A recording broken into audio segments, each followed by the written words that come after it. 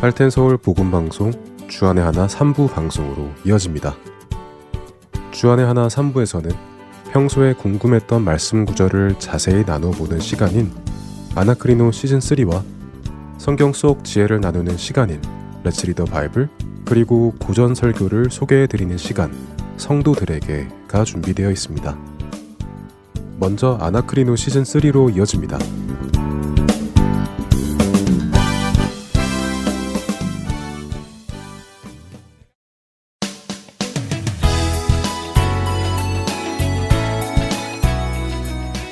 애청자 여러분 안녕하세요. 애청자 여러분들의 질문에 대해 성경을 찾아 함께 상고해보는 시간입니다. 아나크리노 진행의 민경훈입니다. 네, 여러분 안녕하세요. 황승규입니다. 지난 시간에는 야곱의 이름이 이스라엘로 바뀌었음에도 왜 혼용이 되었는지에 대한 질문을 상고해보았습니다. 네. 야곱의 경우는 그렇게 간단한 답은 아니었어요. 네, 그랬죠. 야곱은 이스라엘이라는 이름으로 그의 개인의 이름이 바뀌기도 했지만 동시에 이스라엘이라는 공동체 전체를 의미할 때도 있기 때문에 그의 이름은 문맥 안에서 살펴보며 성경의 저자이신 하나님의 의도를 이해해 나가야 합니다. 네, 속이던 자로 살던 야곱, 그 야곱이 자신의 힘을 내려놓고 하나님을 신뢰하며 살아갈 때 이스라엘로 바뀌는데 그의 영적인 상태에 따라 야곱이라 불릴 때도 있고 또 이스라엘로 불릴 때도 있다는 것을 보았고요. 네. 동시에 야곱과 그의 아들들 전부를 포함할 때도 있는 것을 보았습니다. 네. 그런데 신약의 베드로도 비슷한 부분이 있다고 하셨는데 시간이 없어서 베드로는 보지 못했어요. 네, 그랬죠. 베드로도 야곱과 비슷합니다. 간단히 설명만 드리죠. 베드로의 본래 이름은 시몬이라고 말씀드렸죠. 네. 우리가 요한복음을 기준으로 보면 좋을 텐데요. 요한복음 1장에 베드로의 형제 안드레가 요한과 함께 예수님을 만난 후에 급히 가서 자신의 형 베드로를 데리고 옵니다. 아직까지는 시몬이라고 하죠. 그렇죠. 아직 예수님께서 이름을 지어주시기 전이고 만나기도 전이니까요. 네, 그럼 시몬이라고 부르겠습니다. 안드레가 자신의 형 시몬을 데리고 예수님께로 옵니다. 형, 우리가 메시아를 만나서 어서 와서 만나봐 하면서 데리고 왔죠. 그때 그 장면을 읽어보겠습니다. 요한복음 1장 40절에서 42절입니다. 네, 요한복음 1장 40절부터 읽습니다. 요한의 말을 듣고 예수를 따르는 두 사람 중에 하나는 시몬 베드로의 형제 안드레라. 그가 먼저 자기의 형제 시몬을 찾아 말하되 우리가 메시아를 만났다 하고 메시아는 번역하면 그리스도라. 데리고 예수께로 오니 예수께서 보시고 이르시되 내가 요한의 아들 시몬이니 장차 게바라 하리라 하시니라. 게바는 번역하면 베드로라. 네, 자, 예수님께서 시몬을 요한의 아들 시몬아라고 부르십니다. 그것은 시몬의 육적인 정체성이죠. 육신의 아버지 요한이라는 사람에게서 태어난 시몬인 것입니다. 그러나 예수님께서는 이제 그를 아람어로는 게바, 헬라어로는 베드로라는 사람으로 바꾸어 가실 것을 말씀하십니다. 자, 시몬의 의미는 무엇입니까? 듣다, 듣는다라는 의미죠? 맞습니다. 시몬은 듣다라는 의미입니다. 자, 그럼 게바나 베드로는 또 무슨 의미입니까? 그건 반석이라는 의미로 알고 있습니다. 그렇죠. 그래서 우리가 영적으로 생각해 보면요, 결국 말씀을 듣는 시몬이 튼튼한 믿음의 반석으로 변해간다라고 볼 수 있겠죠. 어쨌든 예수님은 시몬을 보시고는 내가 장차 베드로가 될 것이다 라고 해주셨습니다. 그리고 시몬의 삶은 그렇게 베드로가 되어가는 삶을 살아가죠. 요한복음에서 그는 계속해서 시몬 베드로라고 기록이 됩니다. 시몬이라는 이름만으로는 불리지 않습니다. 시몬이라는 이름 없이 베드로라고는 불리기는 합니다. 자, 그런데 그런 베드로가 예수님을 부인했죠? 네, 3번이나 부인했죠. 네, 그런 후에 요한복음 20장에 부활하신 예수님께서 제자들 사이에 나타나셨지만 베드로와 예수님 사이에는 아무런 대화가 없었습니다. 막달라 마리아와도 대화하시고 다른 여인들과도 대화하시고 또 엠마오로 가는 두 제자하고도 대화하시고 8일 후에는 도마하고도 대화하셨음을 기록하는데요. 하지만 베드로와의 대화는 없습니다. 그동안 제자들 중에 리더였고 또 예수님의 오른팔이었던 베드로는 자신이 예수님을 부인한 이후 예수님과 아무런 대화가 없어서인지 예수님의 제자로서 자신의 삶이 이제 끝났다라고 생각했던 것 같습니다. 그래서 그는 요한복음 21장 3절에 나는 물고기 잡으러 가노라 하면서 물고기를 잡으러 가지요. 마치 자신은 예수님을 만나기 전에 살던 그 모습, 어부의 그 모습으로 다시 돌아가겠다라는 말처럼 들립니다. 근데 그 아침에 예수님이 찾아오시죠. 그렇죠. 예수님께서 밤새 한 마리도 물고기를 잡지 못한 베드로와 제자들에게 배 오른편에 그물을 던지라고 하시니 그물을 들 수 없을 정도로 물고기가 많이 잡혔고 베드로는 깜짝 놀라 예수님을 만나기 위해 바다에 뛰어들어 수영을 해서 예수님을 찾아갔죠. 그렇습니다. 그리고 그 후에 우리가 너무도 잘 아는 유명한 구절이 나오죠. 예수님께서 예수님을 3번 부인한 베드로에게 3번 예수님을 향한 사랑을 고백할 수 있는 기회를 주십니다. 그런데 그때 예수님이 베드로를 부르실 때 뭐라고 부르십니까? 베드로야 이렇게 부르셨습니까? 한번 읽어보죠. 요한복음 21장 15절에서 17절 한 절씩 읽어볼까요? 네, 요한복음 21장 15절부터입니다. 그들이 조반 먹은 후에 예수께서 시몬 베드로에게 이르시되 요한의 아들 시몬아 네가 이 사람들보다 나를 더 사랑하느냐 하시니 이르되 주님 그러하나이다. 내가 주님을 사랑하는 줄 주님께서 아시나이다. 이르시되 내 어린 양을 먹이라 하시고 또 두 번째 이르시되 요한의 아들 시몬아 내가 나를 사랑하느냐 하시니 이르되 주님 그러하나이다. 내가 주님을 사랑하는 줄 주님께서 아시나이다. 이르시되 내 양을 치라 하시고 세 번째 이르시되 요한의 아들 시몬아 내가 나를 사랑하느냐 하시니 주께서 세 번째 내가 나를 사랑하느냐 하심으로 베드로가 근심하여 이르되 주님 모든 것을 아시오매 내가 주님을 사랑하는 줄을 주님께서 아시나이다. 예수께서 이르시되 내 양을 먹이라. 네. 예수님은 베드로를 베드로라고 부르지 않으시고 그를 처음 만나셨던 때에 부르셨던 이름인 요한의 아들 시몬이라고 부르시네요. 네, 그렇죠. 다시 예전으로 돌아가려는 시몬을 예수님은 부르시고 그를 다시 회복시키셔서는 베드로가 말했던 대로 자신은 예수님과 함께 죽음에까지 가는 사람으로 변화시켜 가십니다. 자, 이런 것들을 보면서 성경을 읽어 나가면 그 은혜가 더욱 풍성하게 다가올 것이라고 생각됩니다. 네, 맞습니다. 이런 의미가 담겨 있음을 보면 그 은혜가 더욱 깊이 다가옵니다. 자, 이제 오늘 나눌 질문을 나누어 볼까요? 지난주에 말씀드린 대로 간단하게 답을 드릴 수 있는 질문들이 꽤 많이 있었습니다. 오늘과 다음 주는 그 질문들을 모아서 나누어 보면 어떨까 합니다. 네. 자, 첫 질문 먼저 드립니다. 신명기 23장에는 여호와의 총회라는 표현이 많이 등장합니다. 이것은 무엇을 의미하는 것입니까? 하는 질문이었어요. 네, 총회 이러면 마치 무슨 회의를 하는 듯이 들리기도 하죠. 그래서 여호와의 총회하면 하나님의 백성들이 모여서 회의를 하고 어떤 결정을 하고 그러는 듯이 느껴지기도 합니다만 총회라는 단어의 히브리 원어는 카할이라는 단어입니다. 이 단어는 소집하다, 모으다라는 같은 발음의 카할이라는 동사에서 온 명사이죠. 그러니까 모아서 생긴 모임입니다. 특별한 목적이나 부르심을 받아 모인 회중 그런 의미겠네요. 맞습니다. 하나님이 부르셔서 모인 공동체라는 의미죠. 그럼 신약의 교회도 같은 의미인가요? 예, 맞습니다. 일반적으로 총회라는 단어 자체는 회중, 모임 그런 의미인데요. 여호와의 총회이니까 하나님이 부르신 모임이고 하나님이 목적을 가지고 모이게 하신 회중이지요. 신약의 교회 에클레시아가 부름받아 모인 무리라는 의미이니까 역시 여호와의 총회와 같은 의미가 되겠죠. 질문을 해주신 청취자께서는 특별히 신명기 23장에 기록된 여호와의 총회가 무엇인지 물어오셨는데요. 23장에는 여호와의 총회에 들어올 수 없는 여러 조건들이 기록이 되어 있습니다. 사실 이 구절을 읽어보면 우리가 동의하기 좀 어려운 구절들이 있습니다. 오, 그런가요? 네, 그런데 우리가 간단하게 답만 해드리겠다고 해놓고 또 이렇게 설명을 드리기 시작하는데 어쩌죠? 그래도 설명을 해주시는 것이 좋을 것 같은데요. 많은 질문을 다루는 것도 중요하지만 한 질문 한 질문 깊게 생각해보는 것도 중요한 것 같습니다. 네, 아무래도 그렇겠죠. 네. 일단 질문은 여호와의 총회가 무엇이냐라고 하셨을 때 그것은 하나님께서 불러 모으신 모임이다. 하나님의 공동체다라고 간단하게 답을 드릴 수는 있지만요. 그 이후에 우리가 또 생각해 볼 만한 것이 있습니다. 자, 신명기 23장 1절에서 3절까지만 먼저 읽어보죠. 네, 신명기 23장 1절부터 읽습니다.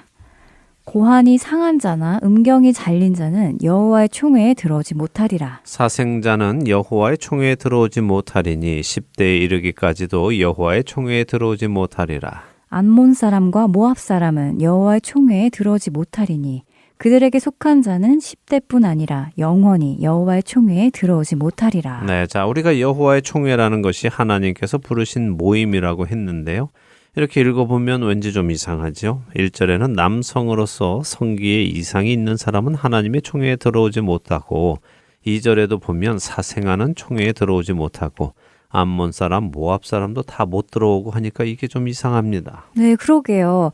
이게 사생아라는 것이 자기가 사생아로 태어나고 싶어서 태어난 것도 아니잖아요. 네. 마찬가지로 모압 사람과 암몬 사람들도 자신들이 그렇게 태어나고 싶어서 태어난 것도 아니고요. 남성의 성기에 이상이 있는 사람도 그게 자신이 뭐 다치고 싶어서 다친 것도 아닐 텐데요. 이런 것은 좀 너무하다는 생각이 듭니다. 네, 그래서 제가 생각을 좀 해보자 하는 말씀을 드린 것입니다. 우리가 이런 구절을 문자 그대로만 본다면요, 하나님이 좀 너무하신 것으로 들리죠.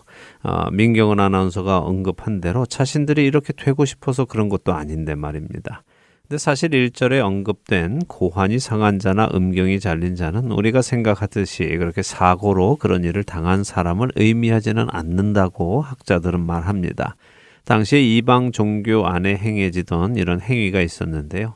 그런 이방 행위를 따라하는 사람들을 의미하는 것이었죠. 특별히 같은 장 신명기 23장 17절에는 이스라엘 여자 중에 창기가 있지 못할 것이요 이스라엘 남자 중에 남창이 있지 못할지니라는 말씀이 있습니다.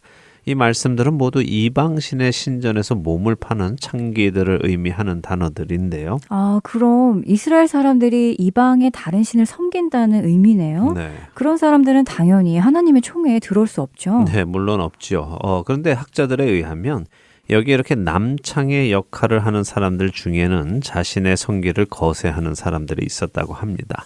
그래서 1절에 표현된 사람들은 바로 이런 이방신과 관련된 사람들을 의미한다고 봅니다. 그리고 사생자라는 표현 역시 정상적인 결혼 관계가 아닌 관계에서 태어난 사람을 의미하는데요. 특별히 여기서는 사생자, 다시 말해 정상적인 결혼 관계가 아닌 관계에서 태어난 사람을 말씀하신 후에 이어서 암몬 사람과 모압 사람이 여호와의 총회에 들어오지 못한다라고 말씀하시죠. 네. 그리고 그 이유를 그들이 이스라엘을 저주하려 했기 때문이다라고 말씀하십니다. 암몬이나 모압은 아브라함의 조카인 롯이 자신의 딸들과 관계해서 낳은 사람들이죠. 그렇기 때문에 사생아라고 볼 수 있습니다. 자, 그런데 신명기 23장은 암몬과 모압 사람이 여호와의 총회에 들어오지 못하는 이유가 그들이 이스라엘을 저주하려 했기 때문이다라고 이어서 말씀하십니다.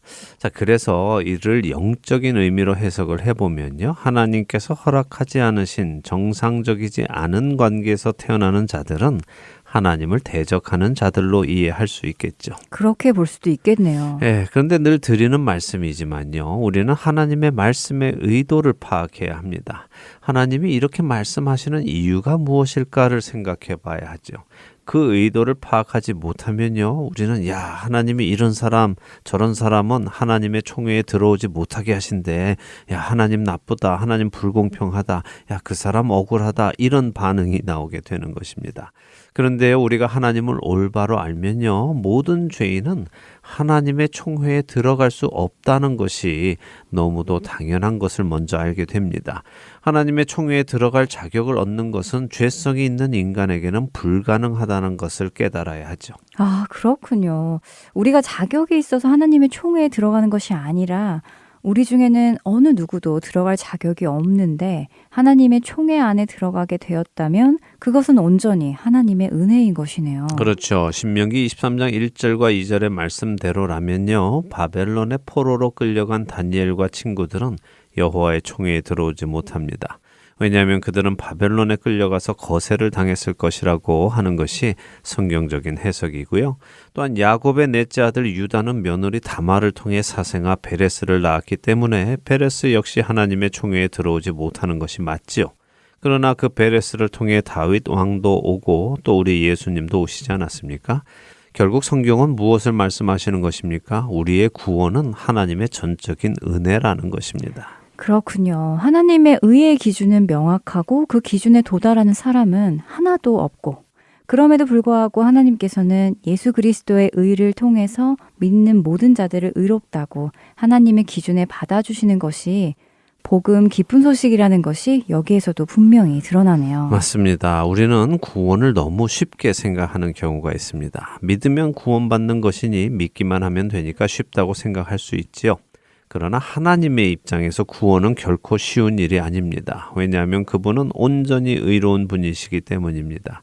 그래서 하나님은 그 아들을 이 땅에 보내시고 모든 죄를 그분의 의로운 몸에 짊어지시고 십자가에서 그렇게 살이 찢어지고 피와 물을 쏟으시며 돌아가신 것입니다. 우리의 구원이 그냥 쉽게 주어지는 것이 아니라는 사실을 늘 기억하며 살아가는 우리가 되기를 바랍니다.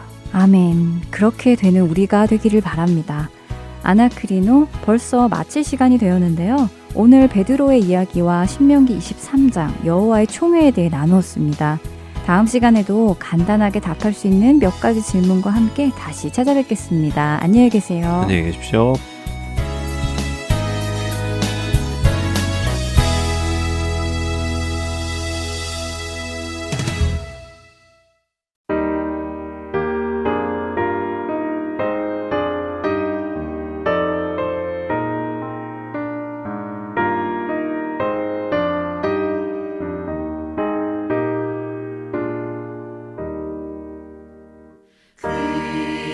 귀하신 주님 계신 곳 금행성 함께 모이네 다 함께 주를 만나니 그곳은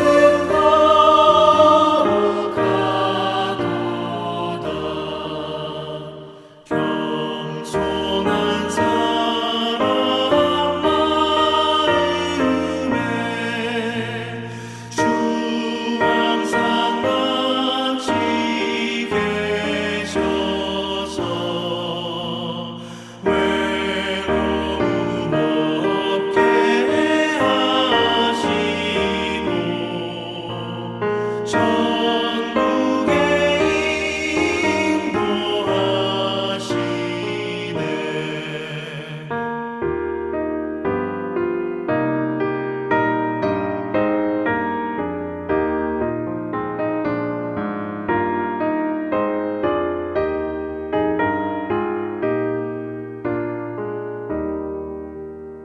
선하신 목자 우리 주 사랑이 풍성하도다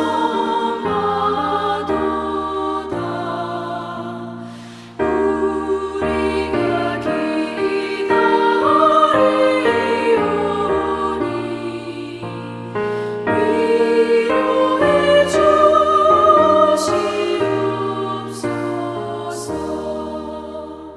그 거룩하신 주 앞에 간절히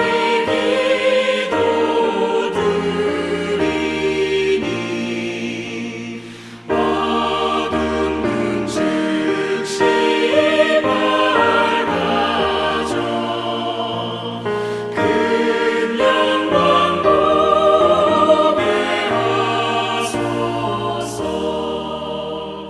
아멘.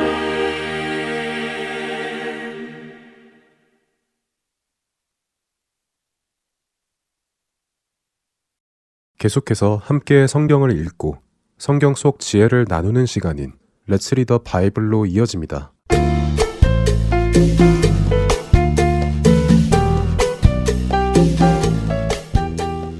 애청자 여러분 안녕하세요.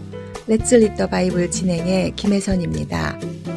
영어로 죽는다는 표현을 완곡하게 kick the bucket이라고 표현합니다. 이런 표현이 나오게 된 데에는 몇 가지 추측이 있는데 과거에 교수형을 집행할 때 사형수에게 밧줄을 목에 걸고 밑에 양동이를 놓고 그 위에 서게 했다고 하지요. 그리고 형이 집행되면 그 양동이를 발로 차서 옆으로 밀어버리면 사형수는 목이 메어 죽게 되었다고 합니다. 좀 끔찍한 이야기지만 이런 이유로 킥 더 버킷이라고 하면 죽음을 뜻하게 된 것인데요.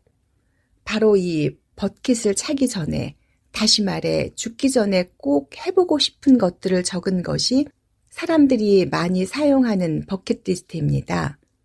그리고 바로 이런 내용을 담아낸 영화가 같은 이름으로 나왔었지요. 버킷리스트라고요. 어쨌든 그 영화 이후로 많은 사람들이 죽기 전에 해보고 싶은 것을 다 해보고 죽겠다고 하는 버킷리스트를 작성하고 또 그 소원들을 이루며 살아갑니다. 세상 사람들의 가치관에서는 죽으면 모든 것이 끝나기에, 죽을 때 아쉽지 않기 위해 죽기 전에 해보고 싶은 모든 것을 해보려고 하는 것이 어쩌면 당연한지도 모르겠습니다. 하지만 우리 각자에게 시간이 주어졌고 언젠가 모든 사람이 육신의 죽음을 맞이하는 것이 당연하다면 그 죽음 이후에 있는 영원한 시간을 위한 준비를 하는 것이 더 현명한 일이 아닐까요? 오늘 나눌 시편 90편의 저자는 우리 인간의 삶의 유한함을 깨닫고 우리에게 주어진 그 시간이 정말 짧은 시간임을 깨닫습니다. 아침에 피어 저녁에 시드는 한 포기 꽃과 같은 우리의 인생. 80년, 90년이라는 시간이 긴 것 같지만 마치 우리가 날아가는 것처럼 빠르게 지나간다고 우리에게 경고하십니다. 그렇기에 우리 각자가 우리의 육신의 삶 이후에 있는 날들을 위해 준비해야 함을 가르치시지요.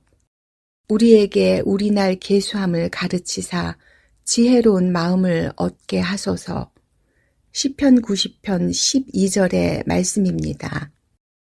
만일 우리 각자가 자신에게 남아있는 날짜의 수를 알 수 있다면, 다시 말해 나는 앞으로 며칠을 더 살다가 죽을 것인지 알게 된다면 우리는 우리에게 주어진 그 시간들을 헛되이 보내지 않을 것입니다. 우리는 그날이 반드시 올 것임을 알면서도 마치 그날이 오지 않을 것처럼 생각하며 살아가기에 많은 날들을 허비하며 살아갑니다.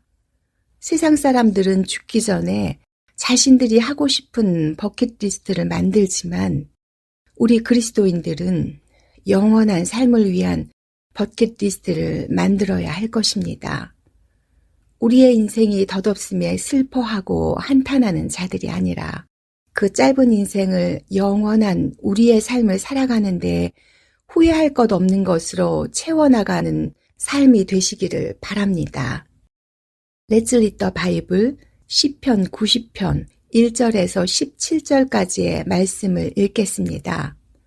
주여, 주는 대대 우리의 거처가 되셨나이다. 산이 생기기 전, 땅과 세계도 주께서 조성하시기 전, 곧 영원부터 영원까지 주는 하나님이시니이다. 주께서 사람을 티끌로 돌아가게 하시고 말씀하시기를 너희 인생들은 돌아가라 하셨사오니 주의 목전에는 1000년이 지나간 어제 같으며 밤의 한순간 같을 뿐임이니이다. 주께서 그들을 홍수처럼 쓸어 가시나이다. 그들은 잠깐 자는 것 같으며 아침에 돋는 풀 같으니이다. 푸른 아침에 꽃이 피어 자라다가 저녁에는 시들어 마르나이다. 우리는 주의 노에 소멸되며 주의 분내심에 놀라나이다. 주께서 우리의 죄악을 주의 앞에 놓으시며 우리의 은밀한 죄를 주의 얼굴 빛 가운데 두셨사오니 우리의 모든 날이 주의 분노 중에 지나가며 우리의 평생이 순식간에 다하였나이다. 우리의 연수가 70이요 강건하면 80이라도 그 연수의 자랑은 수고와 슬픔뿐이요 신속히 가니 우리가 날아가나이다. 누가 주의 노여움의 능력을 알며 누가 주의 진노의 두려움을 알리이까. 우리에게 우리 날 계수함을 가르치사 지혜로운 마음을 얻게 하소서. 여호와여 돌아오소서. 언제까지니이까. 주의 종들을 불쌍히 여기소서. 아침에 주의 인자하심이 우리를 만족하게 하사 우리를 일생 동안 즐겁고 기쁘게 하소서. 우리를 괴롭게 하신 날수대로와 우리가 화를 당한 연수대로 우리를 기쁘게 하소서. 주께서 행하신 일을 주의 종들에게 나타내시며 주의 영광을 그들의 자손에게 나타내소서. 주 우리 하나님의 은총을 우리에게 내리게 하사 우리의 손이 행한 일을 우리에게 견고하게 하소서. 우리의 손이 행한 일을 견고하게 하소서. Let's read the Bible. 오늘은 시편 90편 1절에서 17절까지의 말씀을 읽었습니다.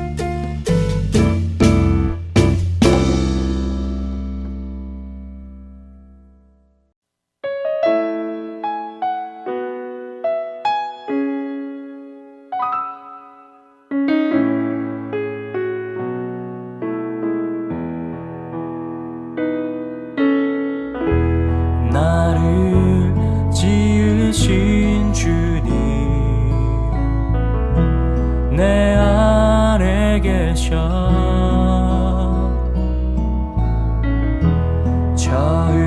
처음부터 내 삶은 그의 손에 있었죠. 내 이름 아시죠. 내 모든 생각도 내 흐르는 눈물 그가 닦아주셨죠. 그는 내 아버지 난 그의 소유 내가 어딜 가든지 날 떠나지 않죠. 내 이름 아시죠. 내 모든 생각도 아바라 부를 때 그가 들으시죠.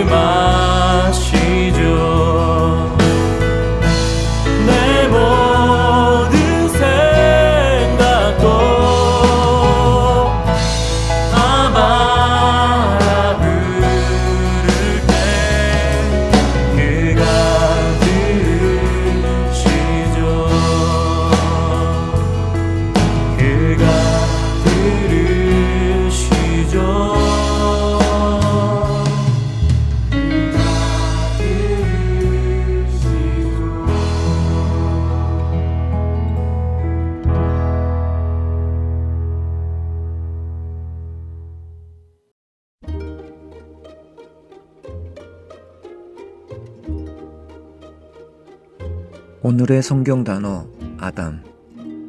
하나님께서 지으신 첫 번째 인간 아담은 하나님의 최고의 걸작이며 하나님이 지으신 창조물 중 최고의 작품입니다. 아담이라는 단어는 구약 성경에서 약 560번 정도 등장하는데요. 그 의미는 인간 또는 인류입니다.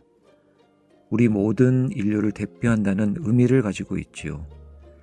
아담이라는 단어의 원래 의미는 히브리어의 흙을 의미하는 아다마와 관련이 있는데요. 흙인 아다마로 지음받았기에 아담이라고 불리는 것이지요. 창세기 2장 7절에서 하나님은 땅의 흙으로 사람을 지으시고 생기를 그 코에 불어넣으시니 사람이 생명이 되니라고 하십니다. 결국 아담이라는 단어는 인간의 삶이 땅과 연결되어 있고 하나님이 의도하신 대로 영적인 본성을 지닌 존재로 지어졌다는 것을 의미합니다. 그러나 아담은 하와가 준 선악을 알게 하는 나무 열매를 먹고 하나님의 말씀에 불순종하게 되었습니다. 그리고 이 불순종으로 인해 아담과 하나님과의 관계가 깨어졌습니다. 아담의 불순종은 그를 통해 태어나는 모든 인류에게 죄와 죽음을 가져왔습니다. 결국 아담은 하나님의 형상으로 지어졌지만 죄를 지은 이후 깨어진 하나님의 형상이 되었지요. 그러나 예수님의 순종과 희생을 통해 우리는 첫 번째 아담으로부터 이어진 죄의 굴레에서 해방되었고 하나님의 형상을 회복받게 되었습니다. 그렇기에 예수님은 신약에서 두 번째 아담이라고 언급되기도 하십니다. 첫 번째 아담은 실패하였으나 두 번째 아담인 예수님의 순종과 희생을 통해 우리는 하나님과 영원히 거할 수 있는 축복을 누릴 수 있습니다. 예수님의 완전한 복종과 희생, 그 구속의 역사를 기억하는 우리가 되기를 바라며 오늘의 성경 단어 여기서 마칩니다.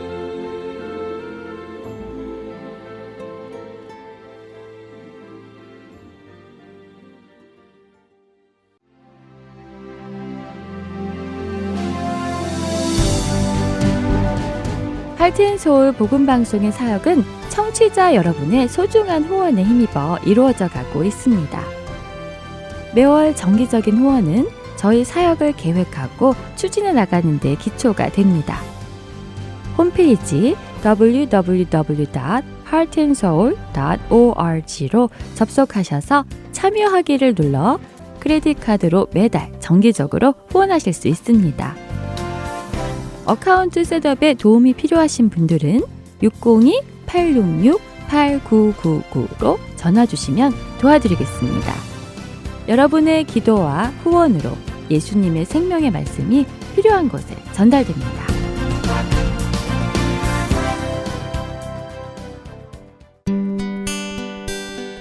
기쁜 소식 사랑으로 땅끝까지 전하는 아랜소.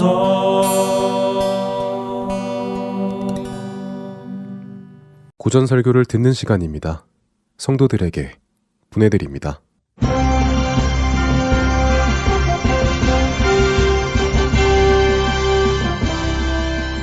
여러분 안녕하세요. 성도들에게 진행의 권혁준입니다. 성도들에게 이 프로그램은 지난 시대의 외국 설교자들의 설교를 여러분께 읽어드리는 시간입니다.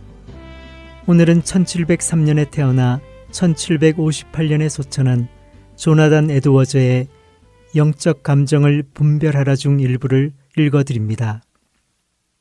믿음의 실천은 자신이 그리스도인임을 고백하는 사람의 믿음이 진실한 고백인지 아닌지 판단하는 가장 중요한 표징입니다. 성경은 매우 분명하게 이 점을 증거하고 있습니다. 그들의 열매로 그들을 알지니 나무도 좋고 열매도 좋다 하든지 나무도 좋지 않고 열매도 좋지 않다 하든지 하라. 그 열매로 나무를 아느니라 라고 마태복음 7장 16절과 12장 33절은 말씀하십니다. 예수님은 성경의 그 어떤 곳에서도 잎사귀와 꽃으로 그 나무를 알지니라. 너희는 사람의 말하는 것과 그들이 경험한 이야기와 또한 그들의 눈물과 감정의 표현으로 그들을 알지니라 라고 말씀하신 적은 없습니다. 그렇습니다. 절대 없습니다. 예수님은 그들의 열매로 그들을 알고 그 열매로 나무를 알지니라고 말씀하셨습니다. 예수님은 다른 사람들을 통해서 나타나는 믿음의 열매를 보라고 말씀하시며 또한 우리의 삶을 통하여 이 믿음의 열매를 반드시 다른 사람들에게 나타내 보일 것을 요구하십니다. 예수님은 또한 너희 빛을 너희 감정과 경험을 이야기함으로써 사람 앞에 비치게 하라고 말씀하시지 않으셨습니다. 사람들은 우리의 선한 행실을 볼 때 하늘에 계신 우리 아버지 하나님께 영광을 돌리게 될 것입니다. 성경의 다른 구절들도 이를 뒷받침해 주고 있습니다. 히브리서 6장 4절에서 8절에서는 언젠가 빛을 받아 하늘의 은사도 맛보고 성령님과 함께하며 하나님의 선한 말씀과 장차 올 세상의 능력을 맛보고도 끝내 타락한 사람들을 언급하고 있습니다. 그리고 이어서 9절은 사랑하는 자들아 우리가 이같이 말하나 너희에게는 이보다 더 좋은 것 곧 구원에 속한 것이 있음을 확신하노라고 말씀하고 있습니다. 이 9절 말씀에서 히브리서 기자는 그들의 믿음에 대하여 확신한다고 했는데 무엇을 확신한다는 것일까요? 그 해답은 10절에서 볼 수 있습니다. 하나님은 불의하지 아니하사 너희 행위와 그의 이름을 위하여 나타낸 사랑으로 이미 성도를 섬긴 것과 이제도 섬기고 있는 것을 잊어버리지 아니하시느니라. 바로 사랑으로 성도를 섬기는 것, 바로 그것을 확신한다는 것이었습니다. 야고보 사도 또한 야고보서 2장 14절에 같은 가르침을 전합니다. 내 형제들아, 만일 사람이 믿음이 있노라 하고 행함이 없으면 무슨 유익이 있으리요? 그 믿음이 능히 자기를 구원하겠느냐? 야고보 사도가 전하고자 하는 것은 선한 행실로 믿음을 증명하지 않는 한 믿음이 있다고 말하는 것은 아무 유익이 없다는 것입니다. 행함으로써 증명되지 않는 믿음은 다 무익합니다. 개인의 간증이나 감정과 경험, 그 어떤 것도 선한 행실과 믿음의 실천으로 나타나지 않는다면 아무짝에도 쓸모없는 것입니다. 행동이 말보다 더 중요하다는 것은 모든 사람이 다 아는 진리이며 이는 우리가 사는 육의 세계뿐만 아니라 영적인 세계에서도 적용됩니다. 가령 두 사람이 있다고 합시다. 한 사람은 하나님과 사람 앞에서 참회하고 통회하는 겸손한 사람으로서 다른 사람과의 우호적이고 온유하며 관대한 관계 속에서 하나님께 순종하는 삶을 사는 사람입니다. 반면 다른 한 사람은 하나님 앞에서 자신이 얼마나 겸손하며 얼마나 죄를 잘 짓고 얼마나 하찮은 거짓말을 잘 하는지 떠들어대지만 마치 자신이 모든 그리스도인들 중 최고의 믿음을 가진 것처럼 행세합니다. 그리고 그 사람은 우쭐거리고 잘난 체하며 비판받기를 싫어합니다. 이 두 사람 가운데 누가 진정한 그리스도인인가요? 우리의 믿음을 증거한다는 것은 우리 스스로가 자신에 대하여 사람들에게 떠들어대는 것이 아닙니다. 떠들어대는 것은 값싼 것입니다. 우리 믿음의 실체를 사람들에게 보여주는 것은 희생적인 대가를 치러야 하는 매우 중요한 일입니다. 믿음의 실천은 자신이 진정한 그리스도인이 되었음을 입증하는 최선의 증거입니다. 이 증거가 우리로 하여금 그의 믿음의 진실성을 믿도록 하고 또한 그를 그리스도 안에서 한 형제로 받아들이도록 우리를 인도하는 것입니다. 그렇다 하더라도 우리는 어떤 사람의 일거수일투족을 볼 수 없을 뿐 아니라 그 사람의 마음을 들여다보고 그 동기를 파악할 수도 없기 때문에 믿음의 실천이 그 사람이 진정한 그리스도인이 되었다는 완벽한 증거가 될 수 있습니다. 더군다나 우리는 변화받지 않은 사람이 얼마나 그토록 그리스도인인 양 행동할 수 있는지 알 수도 없습니다. 하지만 만약 우리가 그 사람의 믿음의 실천을 안다면 이는 그의 영적 상태를 검증하는 확실한 증거는 될 수 있을 것입니다. 성경은 그리스도인으로서 거룩한 삶의 실천은 그가 그리스도인이 되었다는 진정한 표징이라고 말합니다. 우리가 그의 계명을 지키면 이로써 우리가 그를 아는 줄로 알 것이요 라고 요한일서 2장 3절에 말씀하십니다. 또한 요한은 만약 우리 양심이 우리의 선한 행위를 증거한다면 우리는 구원의 확신을 가질 수 있다고 말합니다. 자녀들아, 우리가 말과 혀로만 사랑하지 말고 행함과 진실함으로 하자. 이로써 우리가 진리에 속한 줄을 알고 또 우리 마음을 주 앞에서 굳세게 하리니 라고 요한일서 3장 18절 19절에서 말씀하십니다. 사도 바울도 갈라디아의 교인들에게 자신의 행위를 살핌으로써 구원의 기쁨을 만끽하라고 권고했습니다. 예수님이 그들의 열매로 그들을 알리라고 마태복음 7장 20절에서 말씀하신 것은 다른 사람의 믿음을 검증하는 것에 대한 최초의 기록입니다. 또한 주님은 나더러 주여 주여 하는 자마다 다 천국에 들어갈 것이 아니요 다만 하늘에 계신 내 아버지의 뜻대로 행하는 자라야 들어가리라고 마태복음 7장 21절에서 말씀하심으로써 우리가 자신의 믿음을 점검하기를 원하셨습니다.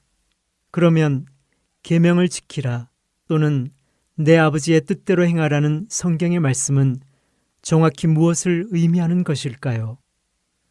이러한 성경의 명령이 우리의 구원에 대한 확신의 기초로 작용한다면 우리가 부름받은 믿음의 실천은 무슨 뜻일까요? 그리스도인으로서 삶의 실천은 겉으로 드러나는 행동만을 의미하지 않습니다. 영혼과 몸을 포함해 인간의 모든 행위를 통해 이루어지는 순종은 영혼이 우리의 몸을 통치하므로 영혼의 행위라 할 수 있습니다. 따라서 그리스도인으로서 삶의 실천은 겉으로 나오는 외적 행동의 순종보다 영혼의 내적 순종의 의미가 더 강하다고 할 수 있습니다. 그리고 진정한 그리스도인의 영혼은 다음과 같은 두 가지 방법을 통하여 드러납니다. 첫째, 진정한 그리스도인의 영혼은 내적 방법만으로도 드러날 수 있습니다. 우리가 하나님의 진리의 말씀을 묵상할 때 우리 영혼은 그 진리의 심오함 속으로 빠져들게 되고 이런 때에 우리 영혼의 상태는 겉으로 드러나는 행동으로 나타나지는 않습니다. 둘째, 진정한 그리스도인의 영혼은 실천적인 방법으로 나타날 수 있는데 이때에는 겉으로 드러나는 행동으로 나타납니다. 예를 들면 동정심은 예수님의 제자 중 한 사람에게 냉수 한 그릇을 주는 행동을 하게 합니다. 또한 그리스도에 대한 우리의 사랑은 그분을 위하여 우리가 겪는 모든 핍박을 인내로써 견디도록 이끕니다. 바로 영혼의 순종이 몸의 행동을 일으키는 것입니다. 성경이 우리의 믿음을 다른 사람들에게 나타내는 증거로 그리스도인으로서 삶의 실천을 말하는 이유는 바로 다른 사람들이 우리의 외적 행동을 통하여 믿음의 실천이 나타남을 보게 된다는 것을 의미하기 때문입니다. 또한 성경에서 그리스도인의 삶의 실천이 우리 스스로를 향한 증거라고 말하는 이유는 바로 우리 믿음의 행동 이면에 있는 내적 동기의 실천을 우리 스스로가 인식할 수 있기 때문입니다. 따라서 그리스도인으로서 우리가 자신의 믿음의 실천을 판단할 때는 단지 몸을 통해서 나타나는 외적 행동이 아니라 바로 몸을 다스리는 영혼의 내적 동기에 의해서 판단해야 할 것입니다. 이것이 바로 하나님께서 우리를 심판하시는 방법이십니다. 만약 하나님께서 단지 우리의 몸의 외적 행위만을 보고 심판하신다면 왜 우리의 심장과 마음을 살피시겠습니까? 하나님은 우리의 행동만 보시는 것이 아니라 바로 이러한 행동의 이면에 있는 우리 영의 상태를 보시는 것입니다. 내가 이렇게 말한다고 해서 우리의 내적 동기만 중요하고 겉으로 나타나는 외적 행동은 중요하지 않다고 생각하지 말기 바랍니다. 결코 오해하지 마십시오. 우리는 우리의 영혼과 몸을 분리시킬 수 없습니다. 영혼은 몸을 다스리고 거룩한 동기는 순종을 낳습니다. 따라서 몸으로 죄를 짓는 사람이 자신의 몸은 비록 죄로 가득 찼지만 영혼은 순수하고 깨끗하다고 변명할 수 없는 것입니다. 이는 이치에 맞지 않는 말입니다. 그런 사람의 영혼은 결코 깨끗할 수 없습니다. 그의 발은 분명히 그를 악의 소굴로 이끌고 있는 것입니다. 이와 같이 그리스도인으로서 삶의 실천은 내적 동기와 그 동기에 의한 외적 행동을 모두 포함합니다. 우리는 이 둘을 통해서 믿음을 검증해 보아야 합니다. 거룩한 내적 동기가 없는 선한 외적 행동은 그리스도인으로서 실천이 아니며 또한 외적 행동으로 나타나지 않는 그리스도인의 거룩한 내적 동기도 있을 수 없습니다. 그리스도인의 거룩한 삶의 실천이야말로 우리 양심에 호소하는 진정한 믿음의 최고의 증거입니다. 성도들에게 마칩니다.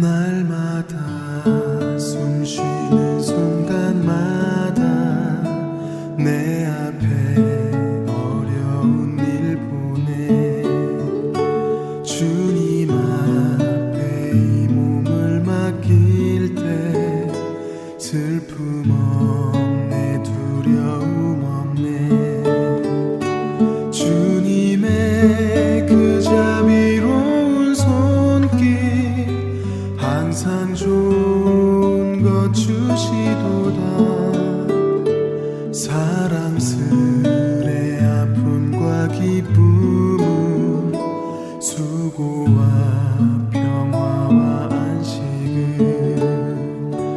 날마다 주님 내 곁에 계셔 자비로 날 감싸주시네 주님 앞에 이 몸을 맡길 때 힘주시네 위로 안 주네 어린 나를 품에 안으시사 항상 편안함 주시도다 내가 살아 숨을 쉬는 동안 살피신다 약속하셨네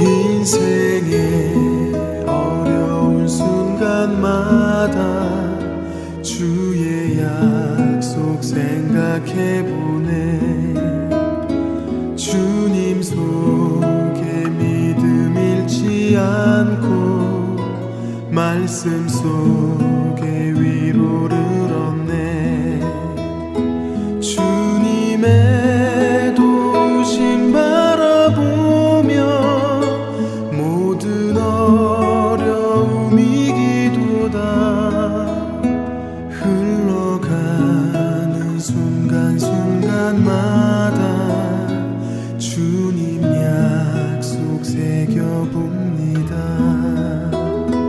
흘러가는 순간순간마다 주님 약속 새겨봅니다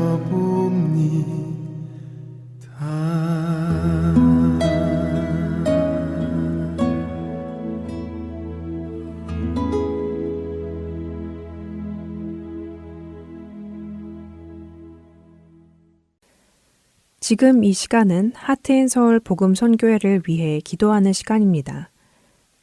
연주곡이 흐르는 동안 다음 기도 제목으로 기도해 주시기를 부탁드립니다.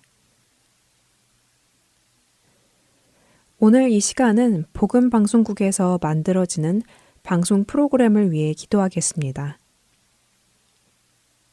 하트앤서울 방송은 생명의 말씀을 전달하고자 여러 가지 프로그램을 만들고 있습니다. 성경을 읽고 그 의미를 공부하는 프로그램, 목사님의 설교 말씀, 성도들의 신앙생활 이야기, 신앙서적을 나누는 프로그램 등을 제작하고 있습니다. 프로그램을 만들고 원고를 작성할 때 하나님의 지혜와 섭리로 이를 계획하고 만들 수 있기를 기도합니다. 또 믿지 않는 자들과 믿는 자들에게 꼭 필요한 은혜로운 프로그램을 만들 수 있도록 기도해 주시기 바랍니다. 기도하겠습니다.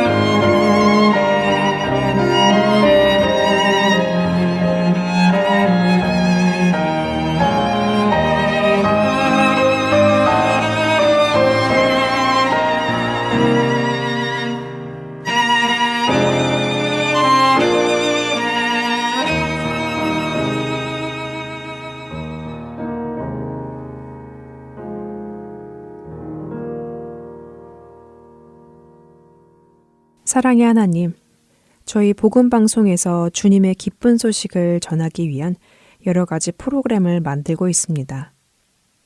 준비하는 방송 프로그램이 무엇보다도 진리의 말씀을 오롯이 전하고 어지럽고 타락한 세상에 빛을 비추는 역할을 할 수 있도록 해주시옵소서. 또한 원고를 작성하고 말씀을 준비하는 이들에게 하나님의 지혜로 함께 해주시고 듣는 청취자분들의 심령에 프로그램들을 통해 영적 갈급함이 채워질 수 있도록 은혜를 주시기 기도합니다. 이 모든 과정을 계획하고 이끄시는 주님을 찬양하며 예수님의 이름으로 기도합니다. 아멘.